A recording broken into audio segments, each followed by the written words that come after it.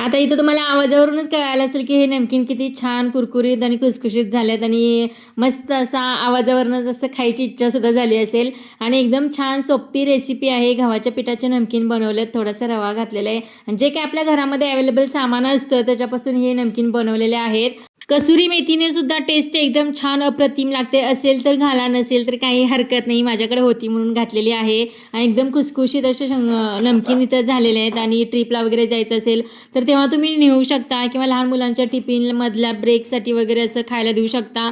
गव्हाच्या पिठाचे आहे त्यामुळे एकदम हेल्दी आहे. तुम्ही सुद्धा चहाच्या वेळेस वगैरे असं छोट्या मोठ्या भुकेसाठी, मोठ्या नाही छोट्या भुकेसाठी वगैरे तुम्ही असं खाऊ शकता. असं करून ठेवलं की 10-15 दिवस तरी निवांत आरामशीर छान राहतात आणि फ्रेश राहतात. तर तुम्ही सुद्धा अशा प्रकारे नमकीन बनवतच असाल गव्हाच्या पिठाचे वगैरे. पण गव्हाचे पीठ, मैदा कोण वापरतं, मग कोण गव्हाच्या पिठाचे फक्त करतात, त्याचे सुद्धा छान होतात. पण फक्त गव्हाच्या पिठामध्ये थोडासा बारीक रवा घातला ना तर एकदम कुरकुरीत आणि खुसखुशीत व्हायला मदत होते. आणि याचा लॉंग व्हिडिओ सुद्धा आपल्या चॅनलवरती मी पूर्ण अपलोड केलेला आहे डिटेलमध्ये. तर खालील त्रिकोणावरती क्लिक करा म्हणजे तुम्हाला बरोबर तुम्ही लॉंग व्हिडिओमध्ये जाता आणि तिथे जाऊन पूर्ण व्हिडिओ तुम्ही पाहू शकता.